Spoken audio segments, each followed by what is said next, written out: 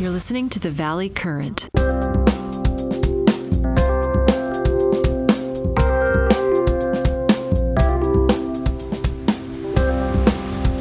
Usually when we talk about like a medical diagnosis, there's this expectation of absolute precision. Right, yeah, like a broken bone or something. Exactly. You break your arm, the x-ray shows that jagged white line on the screen, and the doctor just points and says, there it is. It's binary, it's broken or it's not breaking. And it's clean, which is honestly comforting because we really like things to be visible and easily categorized. We do. But then, you step into the world of, say, neurodevelopment or complex trauma, and suddenly that x-ray machine is just utterly useless. Oh, completely. The landscape is entirely murky. Right. And what is absolutely fascinating to me is that this exact same dynamic, this illusion of a clean x-ray versus a deeply murky reality, it applies perfectly to the highest stakes legal battles in the world. It really does. I mean, you look at a headline and you see the whole picture, right? But the underlying mechanics are infinitely more complex. Exactly. And that is basically our mission for today's deep dive.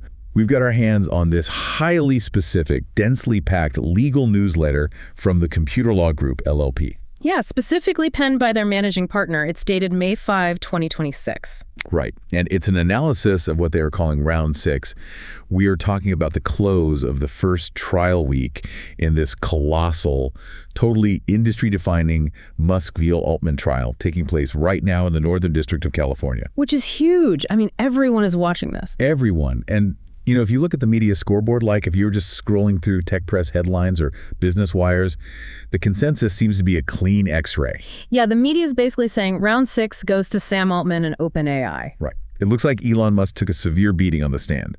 But this dispatch we're looking at today argues something entirely different. It directly contradicts that mainstream narrative, which is really what makes it such a compelling piece of analysis. I totally agree.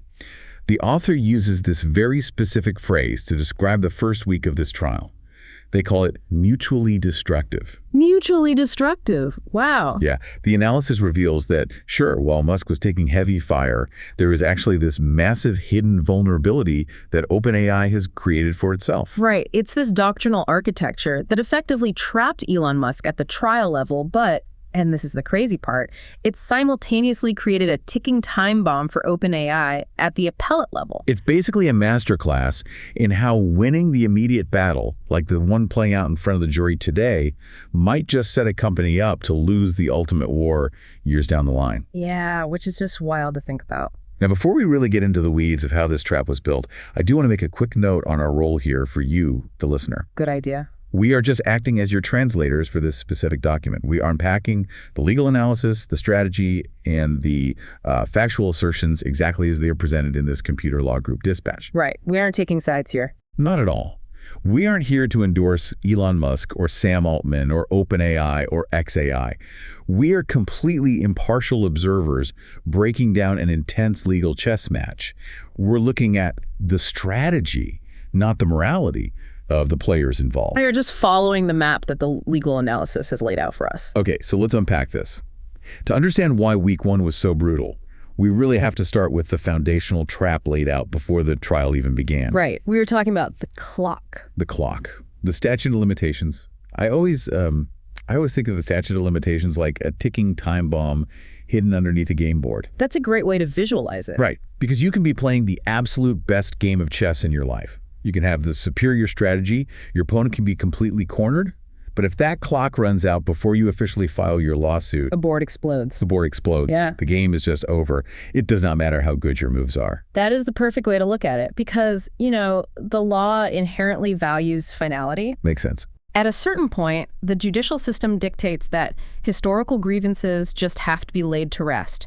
If they aren't, society and businesses literally can't function. Because you'd always be looking over your shoulder. Exactly. You can't have a company wondering if a decision made 30 years ago is suddenly going to, destroy them today.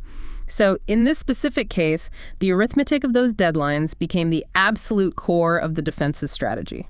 Okay, let's run the numbers then. Because the math here is really what sets up the entire bloodbath of week 1. So Musk officially filed his federal complaint on August 5, 2024. Right. That is our anchor point. But the big question is, how far back from that date is he legally allowed to reach to claim he was wronged? And that depends entirely on this concept in California law called the gravamen rule. The gravamen rule. Yeah. Yeah. The newsletter spends a lot of time on this because it's a really crucial defensive weapon. The gravamen rule essentially says that a judge isn't just going to look at the fancy title a plaintiff puts on their lawsuit. So you can't just slap a nice label on it. Right. You can call it a breach of general duties or whatever sounds best, but the court is going to look under the hood. They are going to look at the substance, the fundamental essence, or the gravamen of the complaint. I see. It's like putting a sedan badge on a Ferrari to try and get cheaper car insurance. That's hilarious, but yeah, exactly. The court isn't going to just read the badge right. They're going to see the V12 engine and price it accordingly. Precisely. So if a plaintiff tries to dress up a fraud claim as something milder just to get a longer deadline, the court just sees right through it. And California law is pretty rigid about this, right? Very rigid. If the core of the complaint is actual or constructive fraud-like, if you are alleging you were tricked or swindled in some way, the law dictates a strict 3-year cutoff. Okay, so let's do the math. If we take Musk's filing date of August 5, 2024, and subtract 3 years, we land on August 5, 2021. Right. But if the court determines that the claim is just a general breach of fiduciary duty, meaning there wasn't necessarily hidden fraud, just a failure to live up to an obligation, then it falls under a broader 4-year catch-all cutoff. Which takes us back to August 5, 2020. So, best case scenario for Musk, his window slams shut in August 2020. And worst case scenario, it slams shut in August 2021. Any alleged wrongdoing that happened before those dates is just legally dead. The author phrased it beautifully, actually. They said the timeline is fatal under 3 years and merely difficult under 4. Wow. But, I mean, Musk has an incredibly sophisticated legal team. They had to know this bomb was ticking, right? Without a doubt. They had to know that pinning everything on a hard 2020 or 2021 date was incredibly risky given the really long history of OpenAI. So they tried to build an escape hatch. They definitely did. They attempted to argue this legal theory called continuous accrual. Continuous accrual. I was reading this part of the newsletter and I was trying to visualize it. It sounds a lot like a bad subscription service. A subscription service? How so? Well, say someone fraudulently signs me up for a service and overcharges my credit card every single month for 5 years. If I finally catch it and sue them, they shouldn't be able to say, well, the first time we robbed you was 5 years ago, so the 3-year statute of limitations is up. Case dismissed. Ah, I see. Like every new charge is a new injury. It continuously accrues. That is the exact logic Musk's team tried to apply to OpenAI. Okay. They argued that the defendants owed an ongoing daily commitment to operate as a nonprofit for the benefit of humanity. And because they allegedly operate as a closed for-profit entity every single day, that commitment is being breached on a daily basis. So the clock just resets. Exactly. Therefore, the statute of limitations clock should essentially reset every single morning. Honestly, as a non-lawyer, that sounds incredibly plausible. Yeah. I mean, if your core promise is to be open and you are closed today, you broke the promise today. It sounds totally logical, but this is where the pretrial maneuvering becomes so critical. Before the jury even entered the courtroom, the judge completely slammed this escape hatch shut in a pretrial order. Ouch. Why? Well, the judge drew a very hard line based on California Supreme Court precedents regarding recurring obligations. What was the judge's reasoning there? Why wouldn't the subscription analogy work in this case? Because the court made a really sharp distinction between a continuing violation and a continuing impact. Wait, continuing violation versus continuing impacts. Okay. Right. The judge ruled that Musk was not actually complaining about a recurring severable duty like your separate monthly bill. He was complaining about a single, discrete, one-time shift in the company's trajectory. Ah, I see. The moment they allegedly abandoned their nonprofit roots, the damage was done. The fact that OpenAI continues to operate that way today is merely the continuing impact of that original single decision. Ah, wow. So continuing impact is legally not the same as a continuing violation. Precisely. And the judge noted that if they accepted Musk's theory, plaintiffs could essentially file suit at any time for decades, as long as they were still feeling the effects of the original injury. Which would kind of ruin the whole point of a deadline. It would completely destroy the entire purpose of having a statute of limitations. There would just be no finality. I really want you, the listener, to think about that for a second. Think about how often in business or, even in a career, we tolerate the continuing impact of a bad deal or a toxic partnership or a broken promise. Yeah, people do it all the time. We just sit on it, assuming we can address it later because the pain is still happening right now, so it feels current. Yeah. But legally, this source is warning us that a continuing ache does not reset the legal clock. It really doesn't. And by eliminating this continuous accrual argument, the judge forced Musk into a corner. He was trapped. Yeah, he was now trapped with that hard, unforgiving August 2020 or August 2021 cutoff. And that hard timeline basically sets the stage for the absolute devastation we saw in week 1 of the trial. Because once the judge established that 3 to 4 year look-back window, the defense team's entire strategy just crystallized. Right.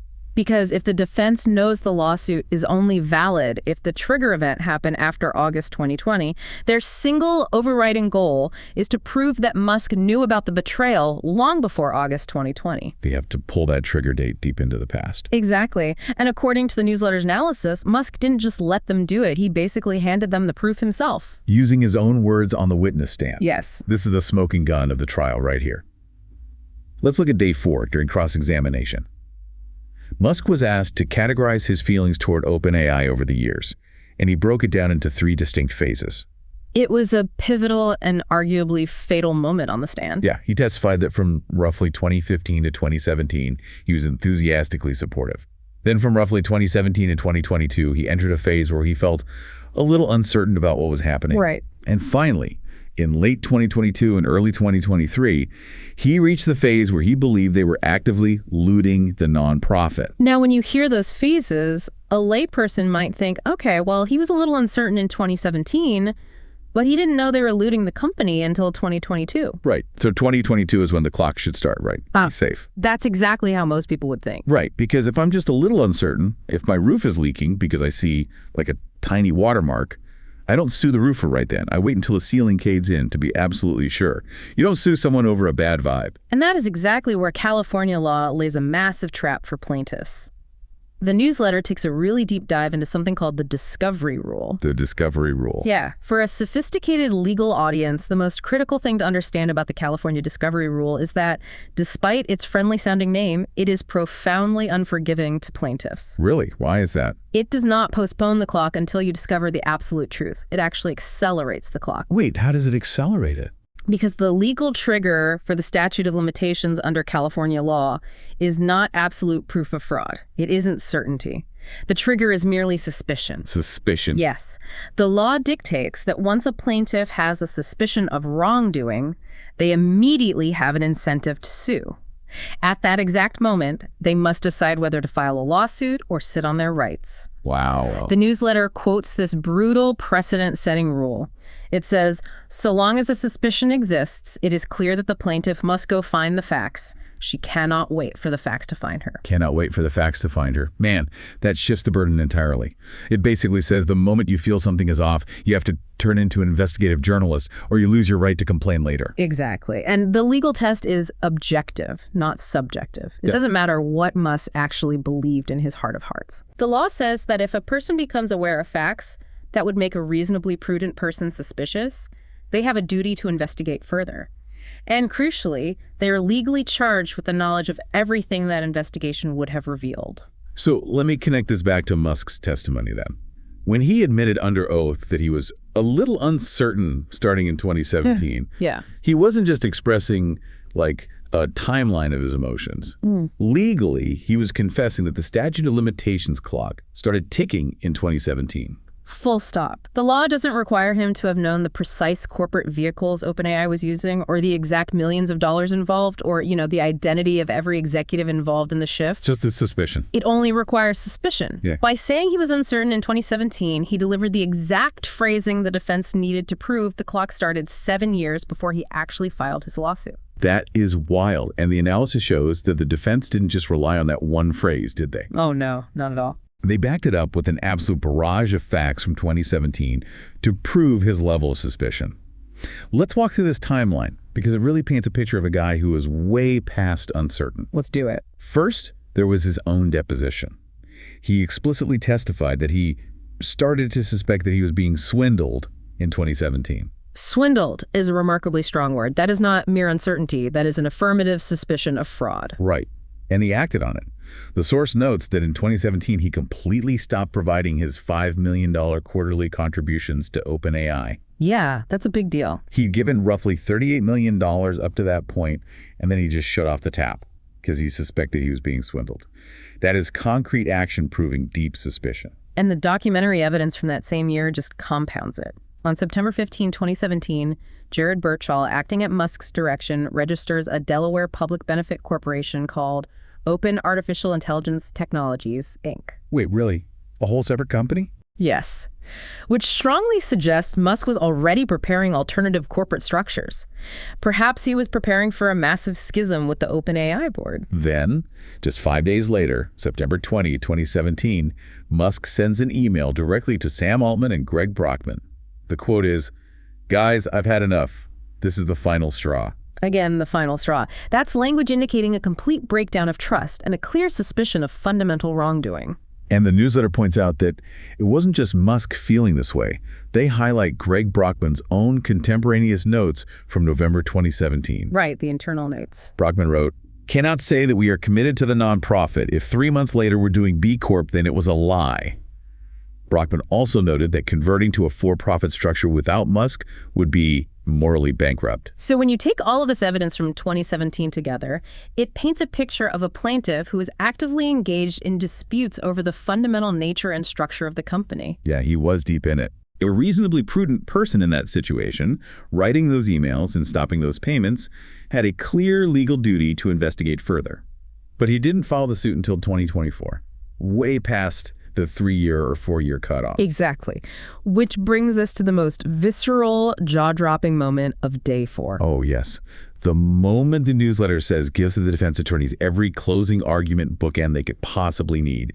It's the didn't read the fine print admission. It's unbelievable. So the defense attorney asked Musk about a highly specific document. It was a 4-page term sheet dated August 31st, 2017, sent by Sam Altman, outlining a massive $10 billion fundraising plan. Let's contextualize that for a second. A $10 billion term sheet, and it's only 4 pages long. And Musk's sworn testimony when asked if he read it was, and I quote, "My testimony is I didn't read the fine print, just the headline." It is a staggering admission. Okay, I have to push back here, or at least ask for a reality check. Because if I go to buy a house and I sign a mortgage document without reading the fine print about, like, an adjustable interest rate, that's entirely on me. Right. The bank is going to say, you signed it, too bad.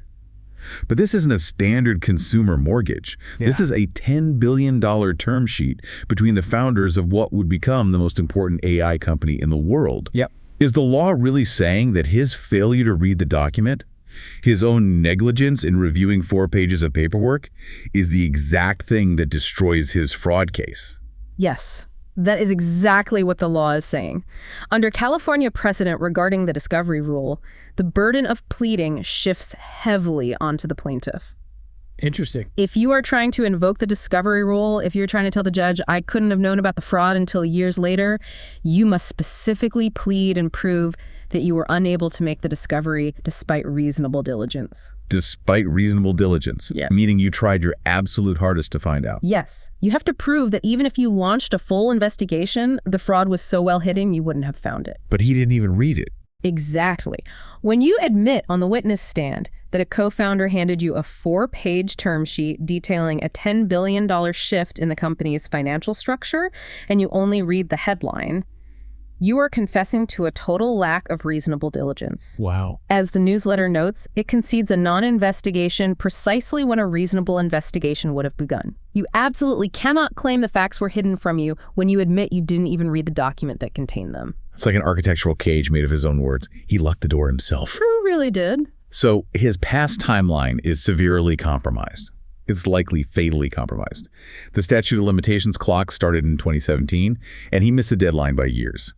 But the source points out that day 4 wasn't just about destroying Musk's past timeline. Right, there was more. It also heavily damaged his present narrative. And this is where the deep dive transitions from a dispute about a betrayed donor into a massive revelation about the entire AI industry as it stands today. This is a crucial pivot in the analysis because, A trial of this magnitude isn't just about dates and rules, it's about the moral arc of the story you are telling the jury and the public. Right. And Musk's entire moral arc, the foundation of his public relations strategy and his legal claim, is what the source calls the trust narrative. The trust narrative, The exactly. idea is basically, I was a benevolent donor. I gave tens of millions of dollars to build an open source nonprofit AI for the good of humanity, and I was deeply betrayed by a company that abandoned those pure roots to become a closed, profit-hungry monster. That's the story. But on day 4, the defense asked Musk a very technical question about his own newly minted AI company, xAI. They're the creators of the Grok model. Right. And we have to keep in mind, the newsletter notes that xAI recently merged with SpaceX, creating a combined entity valued at around $1.25 trillion. So this isn't some scrappy startup in a garage. Not at all. So the defense asked Musk point blank if xAI had distilled OpenAI's commercial models to train their own system. Now, for you, the listener who might not be deep into AI engineering, what does distilled actually mean in this context? Let's break that down. Sure. A good way to think about model distillation is like a master chef and a fast food robot. Okay, I like this. You have a massive, incredibly complex, expensive model like OpenAI's GPT-4. That's the master chef. It takes immense computing power to run.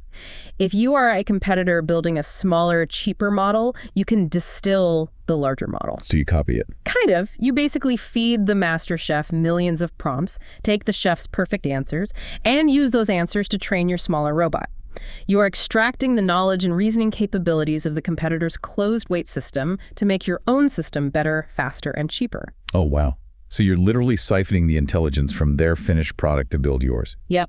And when asked if his company, xAI, had distilled OpenAI's models, Musk answered with one word. He said, partly. Partly. And then he immediately defended the practice by adding, it is standard practice to use other AIs to validate your AI. Partly. And it is standard practice. If we step back and connect this to the bigger picture of the trial, why is this so damaging to his case? Because of how it allows the defense to completely reframe who the plaintiff is.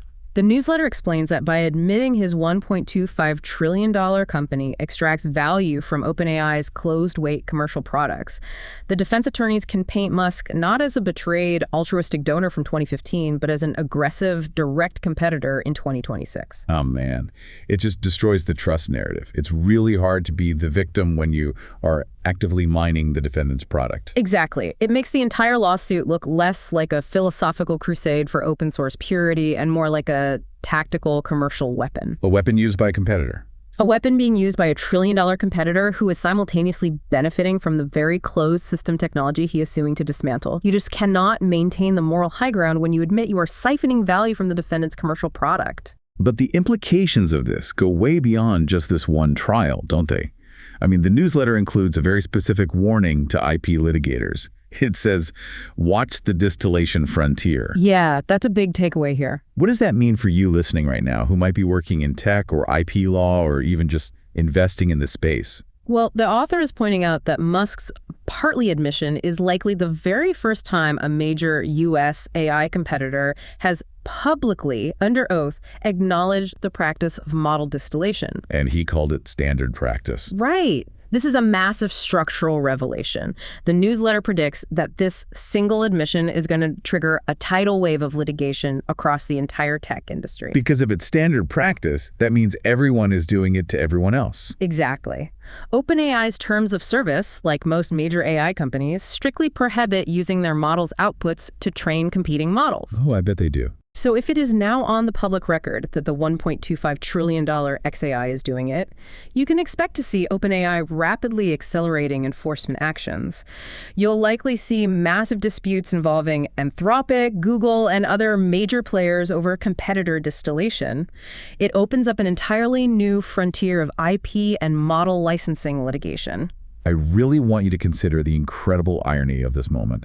The very lawsuit that Elon Musk launched to expose OpenAI's secretive practices, to tear down their walls, ended up exposing an industry-wide open secret about how AI companies are quietly feeding off each other's technology. It's wild. The lawsuit intended to expose the defendant ended up exposing the entire industry's hidden plumbing. It is a profound unintended consequence. It shifts the entire landscape of AI competition. Okay, so let's recap where we are right now. We've gone through week 1. Musk's continuous accrual theory was killed before the trial even started. Yep. His past timeline is severely compromised by his own admissions of suspicion in 2017, meaning he likely missed the statute of limitations by several years. Also, His present narrative as a betrayed donor is heavily damaged by his admission that his own company distills OpenAI's models.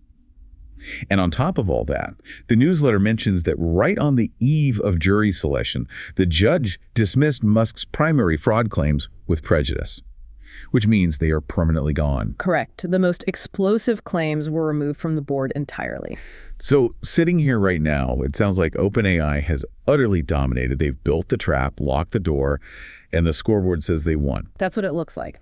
But here's where it gets really interesting. Yeah. Because according to this legal analysis, the trial structure itself has created a massive looming liability for OpenAI. Yeah, this is where we shift from looking at trial strategy to looking at appellate strategy. And this is where the newsletter's analysis is truly brilliant, I think, because it looks past the immediate victory. Okay. To understand OpenAI's vulnerability, we have to look closely at the structure of the trial itself, which was established in pretrial order number 4. The directed verdict telegraph. Explain this structure for us. Why is this trial bifurcated into 2 phases? Because the primary fraud claims were dismissed, the claims that remain, things like breach of charitable trust, equitable accounting, unjust enrichment, are all what the law classifies as equitable claims. What does that mean practically for how the trial is run? Historically, and under the rules of civil procedure, equitable claims, which are usually about fairness, injunctions, or forcing someone to do something rather than just awarding a pile of money, are not decided by a jury. Wait, really? Yeah, they are decided by the judge alone. So the jury currently sitting in the courtroom listening to all this testimony is merely an advisory jury. An advisory jury, so their verdict doesn't actually count. It is completely non-binding. The judge can listen to them, consider their perspective, but ultimately, the judge has a mandatory independent duty to make the final decision and find the facts herself. Okay, so phase 1 is an advisory jury, and phase 2. Phase 2 is the remedies phase. If liability is found, phase 2 decides what happens next. This phase will be decided strictly by the judge alone. The rules explicitly state that in actions tried with an advisory jury, the court must find the facts specially and state its conclusions of law separately. She cannot just delegate her job to the jury. Basically, the judge has to do her own homework. She can't just copy the jury's notes and call it a day. Precisely. She has an independent, non-delegable duty to weigh the evidence. But this is exactly where the trap springs. In pretrial order number 4, Judge Gonzalez-Rogers included a very specific sentence regarding the statute of limitations issue. Okay, what is the sentence? The newsletter quotes it directly. However, if the jury finds that Musk failed to file his action within the statute of limitations, it is highly likely that the court will accept that finding and direct verdict to the defendants. It is highly likely that the court will accept that finding. Wow, so she telegraphed her punch. Yes, exactly. Let me make sure I'm translating this correctly for everyone. OpenAI might win at the trial level because the advisory jury says Musk missed the deadline based on all that 2017 evidence. Right. And the judge has pre-committed, before the trial even started, to just rubber stamp that jury decision and end the case right there. That is exactly what she telegraphed. And as the newsletter states, that pre-commitment is doctrinally aggressive. But why is that a vulnerability for OpenAI? I mean, why wouldn't they want the judge to end it quickly? A win is a win, right? Because a win at the trial level is only permanent if it survives the appellate level. You have to remember the caliber of the attorneys involved here. Musk's appellate team includes heavy hitters like Stephen Mollo and Mark Toberow. Oh, yeah. Both of whom have massive, highly successful federal appellate practices. If the judge rubber stamps the advisory jury and tosses the case, they will immediately appeal. They will appeal saying what? The judge didn't do her homework. Essentially, yes. They will argue that the trial court cannot delegate its fact-finding duty to an advisory jury. By publicly pre-committing to adopt the jury's verdict before all the evidence was fully weighed in the equitable phase, the judge arguably waived her independent fact-finding authority. So she basically said she'd accept the final answer before she even saw all the math. Why would a judge do that? Often, it comes down to judicial efficiency. Federal dockets are incredibly crowded. If a judge sees a clean, fatal flaw in a case like a blown statute of limitations, they want to end it quickly rather than spending weeks on a remedies phase that might be moot. That makes sense. But the appellate courts, specifically the Ninth Circuit Court of Appeals, are very strict about this boundary between legal and equitable fact-finding. The newsletter mentions some major Supreme Court cases on this, right? Yes, cases involving the Seventh Amendment boundary. If the appellate court decides the judge substituted the advisory jury's fact-finding for her own mandatory duty, they will overturn the verdict and send the entire case back to be tried again. Wow. So OpenAI's victory carries a built-in reversal risk. It's like they built an impenetrable fortress, but they accidentally used a load-bearing wall that clearly violates the zoning code. Haha, yeah. Like it might hold up today, it might look great, but the inspectors are eventually going to show up and tear the whole thing down. That is a perfect analogy. The structural advantage OpenAI has at the trial level, getting the case tossed out quickly on a statute of limitations technicality, creates a severe structural disadvantage at the appellate level. It is, as the source concludes, mutually destructive, but asymmetrical. Man. So we've seen the wounds inflicted on both sides. Musk is bleeding out at the trial level from his own words, and OpenAI has a potential time bomb ticking at the appellate level. What is the ultimate playbook that legal experts are extracting from this bloodbath? There are a few key things. Let's rapidly synthesize the strategic takeaways the newsletter provides for litigators. Okay, the first major takeaway is about timing. Get the discovery rule ruling early. The source notes that the pretrial order, which eliminated the continuous accrual theory, did more for OpenAI than any dramatic cross-examination ever will. Interesting. Yeah, litigators shouldn't wait for closing arguments to fight over the statute of limitations. You have to build those arguments into your pretrial motions early on. All right, takeaway number 2. Build inquiry notice at deposition. We saw this with Musk's swindled admission. That single word, uttered in a deposition conference room months before the trial even started, did the heavy lifting. Yeah, it really did. The dramatic day Ford didn't read the fine print line was just the cherry on top for the jury. A clean deposition admission of suspicion is worth more than 1,000 documents. Absolutely. Yep. The third takeaway is to treat the gravamen analysis as an offensive weapon. Even if a plaintiff tries to dress up their complaint to get a longer deadline, defendants must aggressively push for the stricter fraud statute whenever concealment is alleged. You have to plead that stricter theory affirmatively and early. And the final takeaway, which we just explored, beware the pre-commitment trap. If you are a defendant and you are winning at trial because the judge is telegraphing a quick exit based on an advisory jury, don't just celebrate. Absolutely, do not just celebrate. You must ensure the judge maintains an independent record. You must respectfully push the court to fulfill its duty to find the facts independently. Because if you don't. Because if you just let the judge rubber stamp your victory, your win will get overturned on appeal. As the newsletter brilliantly phrases it, every win has a return address. Every win has a return address. I love that. We've traversed a massive amount of legal terrain today. We've summarized the core paradox of round 6. It was, without a doubt, a mutually destructive week. But the destruction is asymmetrical. Very much so. Musk's wounds are visible and immediate at the trial level. The strategic cage built of his 2017 admissions, the eliminated continuous accrual, the fine print concession, these are likely fatal to his case right now. But OpenAI's wound is hidden in the architecture of the trial itself. It's at the appellate level, wrapped up in the judge's pre-commitment trap. It is a survivable wound, but it is a very real threat to their long-term ultimate victory.